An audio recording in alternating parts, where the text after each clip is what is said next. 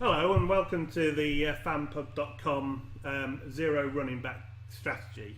If you want to just explain a bit what we're trying to achieve here. Yeah, we're going to be using a large league to illustrate how you do a zero RB strategy. And what does it really mean? Effectively, for any league, it means that you're not picking a running back, which is the traditional fantasy thought process, at all in the first few rounds. In smaller leagues, I've heard people in sort of 10-man and 12-man leagues not actually pick a running back till round 5 or round 6. But in this version, because so many other additional picks will have gone, we're going to do 3 wide receivers the first 3 rounds, and then we're going to try and find some running backs that we can use in our team to balance it. Our hope is that we can nab 3 top quality wide receivers in our draft.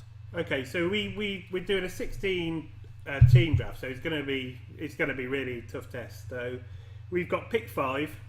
Okay, yep. And the wide receivers we're looking at are Julio Jones. That's lucky he's still on the board, so that's good. DeAndre Hopkins, Des Bryant, AJ Green. I think that's a no-brainer, isn't it? So you agree? Julio Jones. Yeah, we're going Julio Jones there because we've got our stud.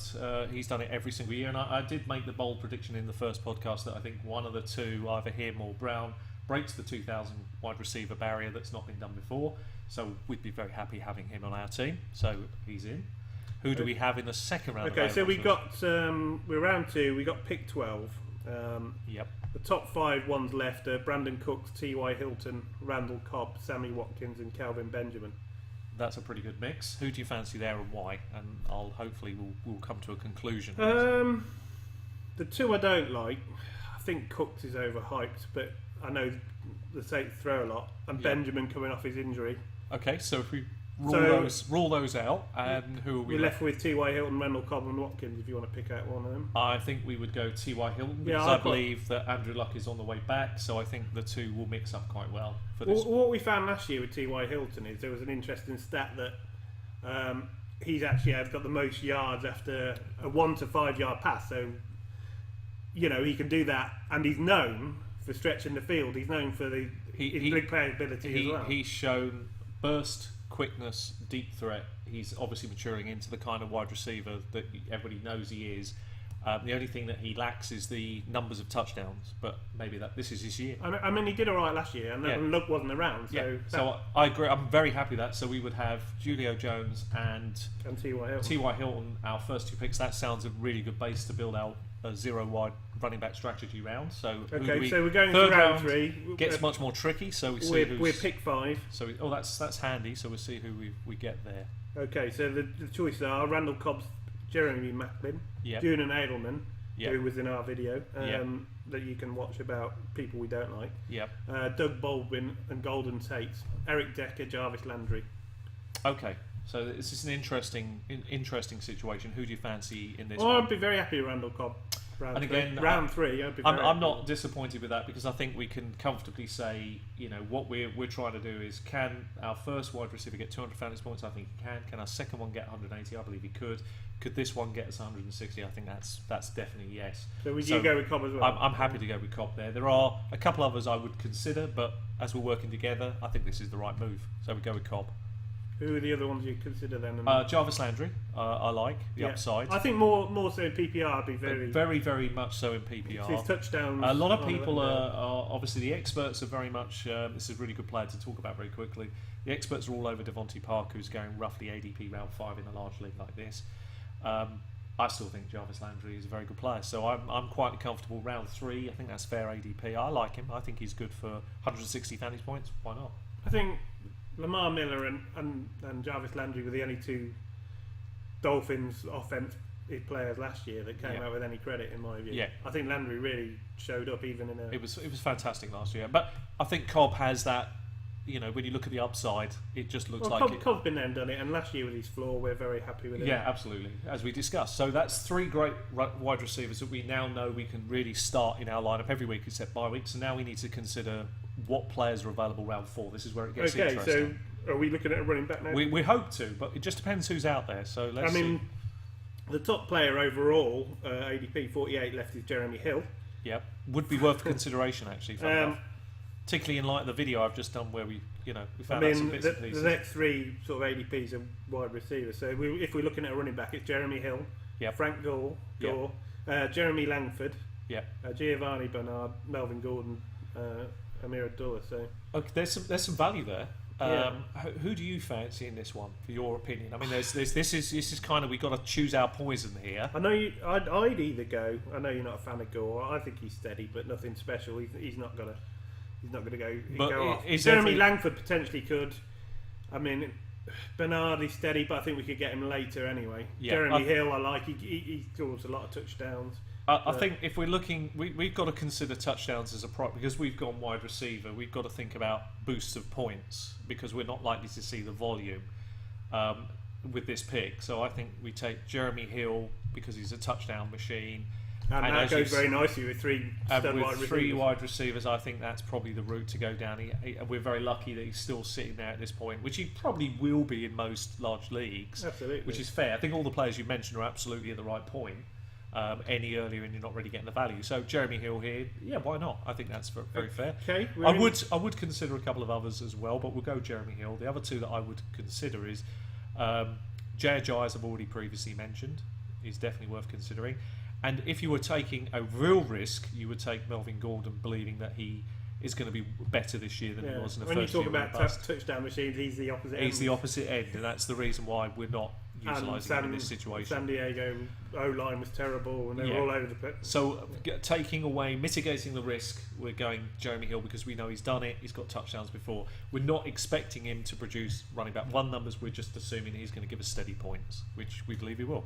Okay, so looking at we've got round 5, pick 5 now. We've been offered a quarterback, which is Carson Palmer. The running backs we've got choice of Melvin Gordon, Gio Bernard, Amir Abdullah, Danny Woodhead, Chris Ivory, and TJ Yeldon. Who do you like here? Well, I like the two that I like. If you want it steady, is Giovanni Bernard. Yeah. We've already got Hill. The advantage to us with this kind of zero RB strategy is we happen to have both RBs on the same bye week. Now that may sound a bit odd because we haven't started off loading up running backs, but this means that they're going to both be effective every time we play them until they get to their bye week. That means we don't have to worry about finding replacement. We can put them in. We know they're going to produce. Both can produce together. We're going to get probably RB1 numbers from the pair of them, and maybe occasionally a bit more. So that's quite useful. That kind of could and be if useful. any of them goes down, then we've got a real. We've got an RB1 sitting there. So I would kind of be tempted to go down that route if I wanted to take a slightly bigger risk here. Jai is a very nice fit for a zero RB strategy. He's not. He's gone, mate. Oh, sorry. Who was the other ones at the end? We got Gio Bernard, Melvin Gordon, Amir Abdullah. Amir Abdullah was the one I was thinking of. Sorry. Yeah. He's a really good fit here in the 5th round. He's going to get the work. He's a 3-down back. We don't know what we're going to get from him. But what I did see in those first 4 weeks before they abandoned the running game was enough to tell me that surely that's a good value player here, isn't it? He can do running and receiving. Yeah. That's got to be worth, considering we're going zero RB. We're only expecting, this is the 5th round. We're only looking at 120 fantasy So points. who do you like then? I think I don't like Melvin Gordon. I mean, Danny Woodhead's not getting any younger, but he is a top 10 running back. Sometimes just from his catching point of view. Yeah. But I'd probably prefer. Abdullah's got a real high upside, I think. Yeah. Bernard's very steady and will We produce kind points. of seen, if we're taking the positives of Abdullah, we know he can do running and he can go to the house at any point. We also know he can catch. It's the 5th round. We're not going to get many opportunities to nab potential 3-down running backs in this draft. So we're going to take a chance on Abdullah, I would are we? take a chance on Abdullah here. Yeah. And hope that... Maybe if we hadn't got Hill, then Bernard might have been a lot there, mightn't Yeah. he? Okay, Amir Abdullah is in our team. He's definitely someone who could produce. So very we would have effectively. been happy to take Gio for steadiness, but we've got the option of the risk. It's worth it here. Okay, Round so we're 6. round 6, pick 12. So a lot of people gone off the board. Yeah. What sort of player would you be targeting? Well, we've only got so far. We've got 3 wide receivers and 2 running backs. We've still got to cement probably a 3rd running back while we can. So we have to kind of put that as a priority. Okay, so the top 5 running backs. I'll give you 6 actually because I quite like the 6 as a low pick. But Yeah, Danny Woodhead, that's handy. He's fallen this low. I'm surprised. Carlos Williams did produce, but he's Yeah. rumours about his weight might put you off. Yeah, Isaiah Crowell, I mean, he could do all right. Very good value. Yeah. Charles Sims, we talked about Yeah. in our podcast. Yeah. Rashard Jennings and Justin Forsett, who could be the man at Baltimore, at least. Rashard Jennings. Well, it's very rare that you get three. You know, you got a running back. Justin Forsett is 3 down potential. The only thing that worries me is that's a crowded backfield, and I kind of want to try and avoid that. 6 years we've gone 0 RB. The last thing we need is a running back that doesn't play. We need somebody who's likely to keep playing. Charles Sims will keep playing and has the upside that if anything happens to Martin, which in your view, you have a worry over Martin. So why wouldn't we take Charles Sims as a flex player, someone we can put in occasionally in the lineup? Interestingly, this could be tempting. The highest ranked player left is Tyler Lockett, wide receiver. Would that would be very tempting here, and I have to be honest, I would probably err on the side of grabbing him now. Yeah, I've so got to be we'll take a 4th wide receiver. I'd take the 4th wide receiver because we've got to have flexibility in our team. We have got ourselves some starting running backs. We're just going to have to go deeper and hope that one of those number of running backs you've just mentioned is still on the board. We're picking late in this round, so one of There's them a will very be likely chance one will start of the next round. So let's take Tyler Lockett while we can. He's good value at 6th round in a large league. I think that's very fair value. Yeah. Bigger up, good upside. I mean, you know, at this point when you get to round 6, I'm always saying, has the player got 100-point potential or do more? And I think Tyler Lockett clearly, well, a number of those players do. I mean, but Tyler Lockett has a nice upside. I mean, I'd class him as, I'm very happy with his pick, and it did take someone big at wide receiver to tempt us in there, didn't it? Yes, it did. Yeah. Okay, so we're now on pick 7, pick 5. Danny Woodhead's still there. I don't think we could refuse him unless there's a better pick around. Carlos Williams, they're all still there.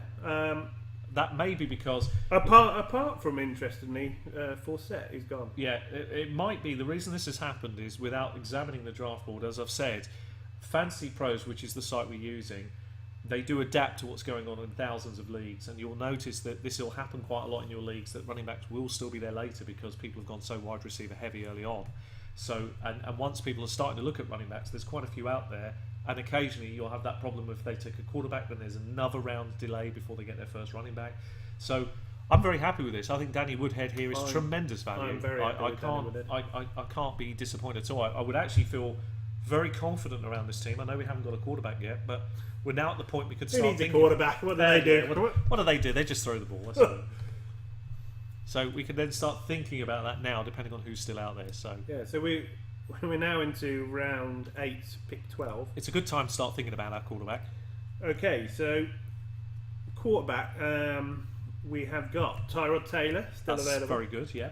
Like him. Yeah. Andy Dalton, Mariota, Cousins, Ryan, Tannehill. Okay, so there's still quite a few out there. So that means that we know, because we're going to be picking early in the round after this, that we don't necessarily have to focus on our quarterback just yet. We could go with another player now. What other players are available? Well, running backs, we've got Kenneth Dixon, That's a nice shot. Yeah. I'm happy to take a deep shot here and here. Tevin Coleman, See, that's an excellent pick as well, because this is CJ Pro-Size, who we mentioned in our podcast. Yeah, we're spoiled. This is where we Angelo Williams. Yeah, we know that they're all excellent. This is how I would honestly assess this situation, because I think to myself, we've got the lucky situation that, and this is great for the podcast, that we would look at a quarterback, but we realise there's enough on the board not to worry this round. We can wait to the next because we've got an early pick. We've looked at the players available, and there's still some great players out there. The one that I'm really tempted by, we've already got 3 running backs, that's right, isn't it, and 4 wide receivers. Yeah. So we've already got 3 running backs, but the one I like, because he would be our 4th and could sit on the bench very happily, would be D'Angelo Williams. Yeah. And the reason is he's trade bait for us, because somebody's already got Le'Veon Bell, and we know if anything happens to Bell, if we don't manage to pull off a trade, and I would suggest we hold on to Williams for the first few weeks, no matter what anybody offers, just to put the pressure on them. Yeah. And if anything happens to Bell, then we benefit, but if nothing happens to Bell, they're still going to be frightened if something does, so we've still got the chance Bell doesn't start the season. I mean, he is injury prone. And we know this guy can do it all. You know, he stepped in and did a great job. So I think we're both agreed here. We're going to take D'Angelo Williams as it's a bit of a bench warmer, but we get a great upside. I mean, he led the league in touchdowns last season. Can't fault it at this point. He's in a great situation. If Bell goes down, he is absolute top 3, almost locked for. It's a fantastic situation for us, whereas we've gone 0 RB. It's a wonderful situation because we've got opportunities to trade him away and maybe get a player that plays. Right. You know, so happy stuff. We've gone to. Round 9, pick 5. Yeah, we're looking now at quarterback. Yeah, but we've still got Tevin Coleman, Kenneth Dixon, Jordan Howell. What quarterbacks are Howard. left? All the same. None of them are gone. Tyrod Taylor, Andy Dalton. I don't think between now and the next pick that all of them will go, so I think we can afford to go again. So that's what we would do. We try and load up our team a little bit here. Yeah, I think so. So- I'm happy. There's one. If this happened in our real draft, this would be even amazing. Ryan Fitzpatrick's going at 25. I think he will sign with the Jets eventually. I don't know. It's Yeah. and I'm running saga, but Okay, so we've got these players that are available. So all the quarterbacks are out there. We think we're still going to nab one the next round. So let's play the collective gamble, and let's see what we can do. So who would you pick out of the players that are available? I think I'd take Tevin Coleman. I'm going with that as well. I'm happy with that. It's It's a fifth running back, but he's got a lot of upside if anything happens. yeah, exactly, and that's what you're looking for. I mean, we're not paying a lot for this pick, and potentially it could be great. So we're happy to load up with. We have to remember the key here with Freeman was the Devontae Freeman was the fact that Coleman was brought in as technically his replacement. Really, they paid a high pick for him, didn't they?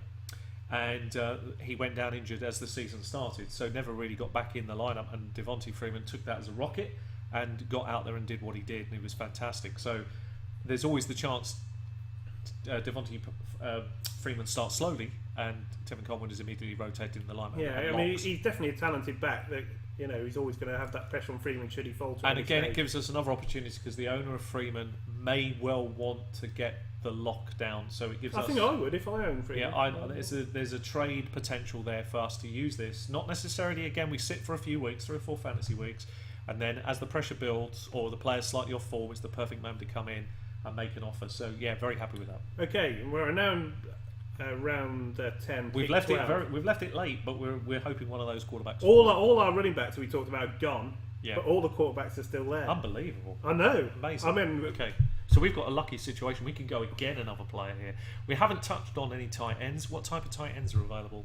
the tight ends we're looking at are Zach Miller, That's not bad at all. Yeah, Jason Witten, Austin Severian Jenkins. I wouldn't touch because yeah. he got taken out of practice for not knowing what he's doing, which That is was never a good sign for. It's embarrassing. Yeah, And then it's he went on embarrassing. Twitter and started. Yeah, having a go at that people. kind of ends your fantasy value in my book. Yeah. You got Jared Cook, who's new at Green Bay, Carl Yeah. Rudolph, Jordan Cameron, Charles Clay, Wow, they're not bad. Vance McDonald, and Will Tye, the Tie Fighter. Walford. There's quite So a few there. that I think Will Tye could be around quite late, and we could take a fantasy sleeper pick on him. And Yeah, I probably mean- still get some value. I I think. even like. I mean, Vance McDonald. I think. So let's believe that they're going to fall later. Let's keep focused. There's on no one that you want to reach for there. Particularly. Nobody I want to reach for at this point. So do you want to take wide receivers? We've got Devin Funchess, That's a fantastic value here. Terrence Williams, Yeah, Chris Hogan, Nelson Aguilar. yeah. I think No one we'll touch gloss him. over Nelson. Yeah, it should have been given a half Nelson and centre sleeper. Ted Ginn still there. Yeah, I mean, running backs we've got Starks, Hightower, Hillman, Well, White. let's talk. I'll try and persuade you to take this player. Let's see if I Okay. can make you take this player. I think, given the fact we've got this very lucky situation that's developed for our team, We and pick this, early next round again. you know, this zero RB thing's really worked out for us in this draft at this pick. I think the argument can be made for Devin Funchess. This is just amazing value at this point of the draft. I mean, look at the round we're on. Argue this, right? So Benjamin's coming back from a serious injury. The number 2 is Funchess.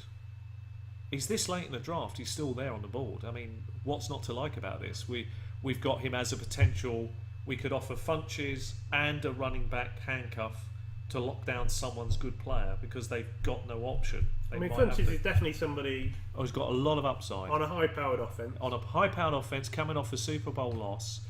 Still a lot to prove. Benjamin's coming back. Funchess, I just think that his value is just super good there, and I just think there's a player.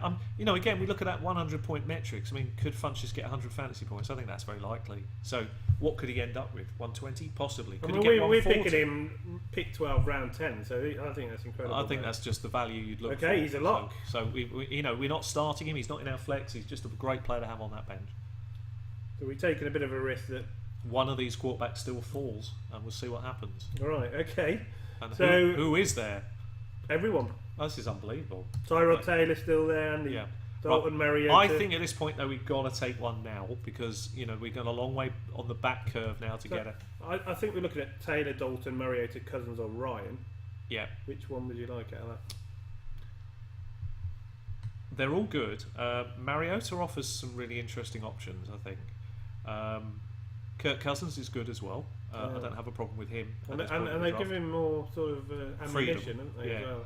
I think if I had to pick one out that I want as a pure pocket passer type of player, I'll explain. There's two things here that I like in fantasy. I mean, we've gone 0 RB, so everything we do that's not a wide receiver, you kind of want to take a little bit of a gamble on. One thing that happens in fantasy football a lot, Tyrod Taylor was a good example of this last year. I know he's not on the board now, is he? He's still there. Him and Mariota are what you call traditional running type of quarterbacks. They can do a bit of both quite well, I think. And that's quite a bonus. And it's a massive bonus in fantasy because what you're doing is shortcutting. You're kind of shortcutting fantasy success because those running backs generally get you 20, 30, 40 yards a game, generally, because they run. And they might nick the odd touchdown, but generally 30 or 40 yards means that can take away any interceptions because you lose 2 points. So you kind of cut away the interceptions and you're left with the fantasy value that they give you. So it's a real shortcut to success. I like both. I like that situation with Tyrod Taylor. I like Mariota a lot. I like Kirk Cousins. I mean, Dalton's been a top 5 running back in the past. He has. Matt Ryan has been. I would say any of those three is good. If I had to go lean on a pocket passer, pure and simple, I'm taking Kirk Cousins. If I want to kind of take the shortcut and think that the team's massively improving, it would be Tennessee Mariota. I kind of like the situation. We've gone 0 RB. It's a bit of fun. So if you give me two, and I'll pick one. I would say Mariota or Kirk Cousins. You've got the choice between the two different styles. Both will give you different results. Okay, I am going to take Cousins. Happy with that. And at this point of the draft, we've been very fortunate those quarterbacks there. I don't think that we're going to see many of them. I mean, we're taking him. This is a 60-man draft, like we keep saying. Round 11, pick 5, great value. Super value there. Okay. We've still got Mariota on the board if we want to take a second quarterback, and Dalton and Ryan. Well, let's keep thinking about our team loading up because we've got a quarterback we can lean on, which is pretty good. When is Kirk Cousins' bye week for this year coming up? Does it say on the yes, Kirk Cousins by week 9. Okay, so there's no reason to take a second quarterback at all because the bye week is so far out. We can worry about. We can worry about that if he stumbles. And Dalton's one of the people on the board, and his bye week's 9. So so no. There's no rush for We've got to believe in the player we've taken is going to be okay, and we'll just keep loading up our team. Okay, so we still tight end. We got Rudolph, Wolford, Ty's Fighter still there. Happy to start thinking about taking him now. But he's the third tight end, right. And again we pick early next round. So okay, so then what other players are available before we get that pick? So running backs, you got Zach Zenner, Andre Ellington, Josh Ferguson. Yeah. I mean, we are looking. I mean, luckily we loaded up with a few earlier. Yeah. Stephen Ridley's interesting. Alfred Blue. Okay. And Taylor Irvin. So it gets much more. Christine Reichel. Yeah, it gets much more complicated here. So if you had to pick a player out of that bunch, who would you go for and why? Do you think Josh Ferguson will be the pass catcher with the Colts? With the Colts, yeah, I think he will. And we've already talked about Gore possibly having some issues. So why wouldn't we take a shot as a 0 RB? Because we're always looking at the upside. Let's take a shot on Ferguson. It's late in the draft. Around those players, look, Ferguson is the natural player to come in if anything happens with Gore. I don't think he will get, like you say, he's a plodder who'll get the job done. But I certainly think Ferguson comes in. I'm not a fan of Robert Turbin, are you?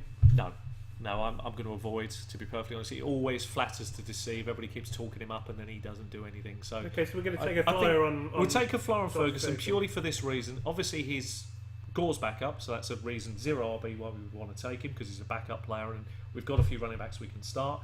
And the other thing is, you've already said rightly, he will likely get the pass catching work because we know Gore's that's not his specialty. So it gives us a bit of flexibility. If anything happens to Gore stumbles, Ferguson does better than expected. We're sitting with him, and if he doesn't do anything, he might be one of our players that we quickly get rid of. Okay, so Josh Ferguson it is. We've locked in Josh Ferguson. We've still got Ty Fighter, Will Ty, Carl Rudolph, Hans McDonald. I think we now have to consider a tight end option. Mariota's still there on the quarterback, and Matt Ryan. They're both very, very good, but I think we must make sure, unless you... Or a defence, do you consider a defence here, or do we wait? Rams is still available? Well, let's be honest, I mean, we're so deep down in the draft board now that we're looking at the upside. So a defence is a possibility here because Rams could get 140, 150 fantasy points. So great defence. It's a great defence, it's still on the board, it's not traditional at the very end, but we're avoiding worrying about the also So, rans. so tight end or defense? I think we take the defense because Okay. we know that we're going to end up with a very good defense. We're happy with that with our team, and it still Complements the team nicely. complements what we've got.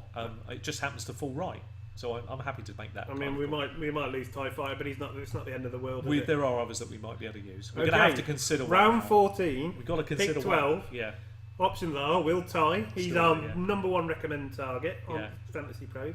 Yeah. Matt Ryan's still there. yeah, I think could be interesting. yeah.